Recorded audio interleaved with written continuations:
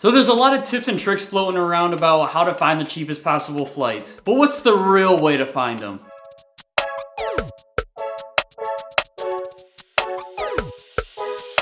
Hey everyone, it's Troy from FlowFreely.com, and today I'm going to be going over how to find the cheapest possible flights no matter where you're located or what airport you're flying out of. So I see a bunch of other travel bloggers saying things like, wow, find trips to Tokyo for only $150. The only catch is you have to use this airport that's 17 states away. It's like, wow, thanks, that really helps me out. It's just a bunch of clickbait, it's just a bunch of nonsense. See, they don't actually teach you anything. They're just pushing these deals on you. So how can you find these deals on your own, no matter where you're located and no matter what airport you're flying out of?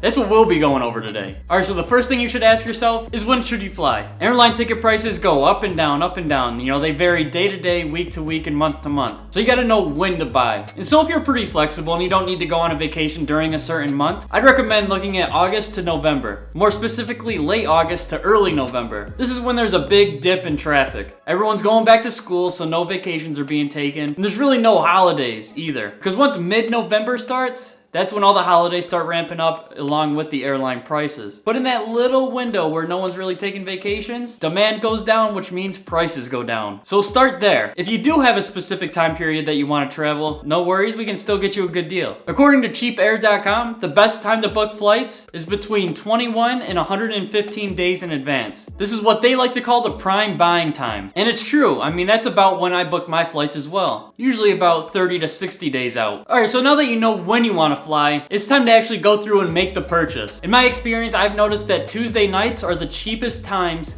to buy flights. I don't know why, I don't know how. Alright, so it's Tuesday night, you know when you want to fly out, it's time to book those tickets. You're in that 21 to 115 day window, so it's time to buy. You sit down at your computer, you get on your phone, what next? First step is to open an incognito window, otherwise known as private browsing window, in private browsing window. Each browser has their different word for it. It's all the same thing. No matter what browser you're using though, navigating to an incognito window is pretty easy. Whether you're on a phone or a computer, if you go to the top right of the browser, there's gonna be some sort of icon that gives you like a tools or an options. For example, Google Chrome has those 3 dots in a vertical line. You click on that, and there'll be a tab that says open new incognito window. You click that and now you have an incognito open, which means none of your cookies are going to be tracked. So what are cookies and why are they important? So this is just a rumor and it's more of like a just to be safe, I'm going to book it through incognito. So when you're using a regular browser, websites store cookies on your computer. So these cookies are pretty much packets of information about you. So these websites send cookies to your computer with all your information in it. And so when you visit that website again, the website reads that file and is like, oh, I remember this guy. This is what he liked. This is what he was searching, you know, blah, blah, blah. Incognito gets rid of all that. So it doesn't remember who you are or what you've been browsing. And so the rumor is when you're looking up flights, they take into account these cookies and like, oh, this guy's been searching for flights to so-and-so. Let's start raising the prices a little. He's gonna buy anyway.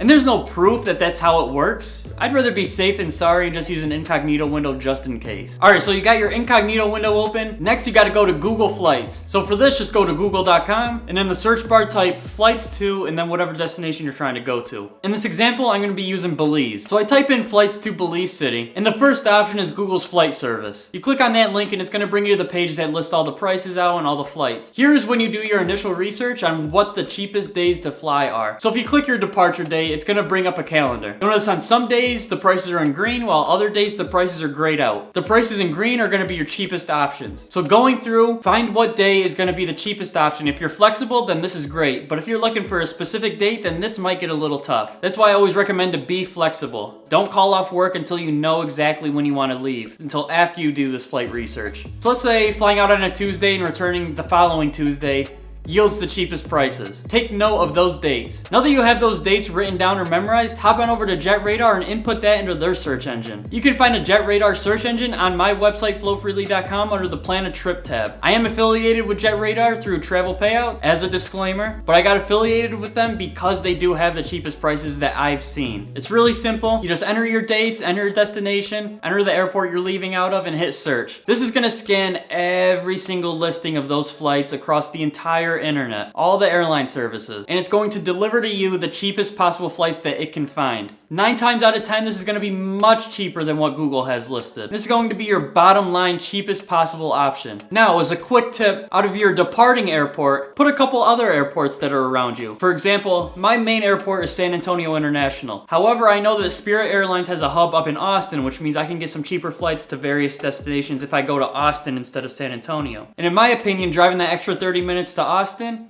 is absolutely worth saving potentially $100, if not more. And that's how you get the cheapest flights. Alright, so to recap, the first thing you gotta do is book your flights between 21 and 115 days out from your departure. Number 2 is to do it on a Tuesday night. Get it?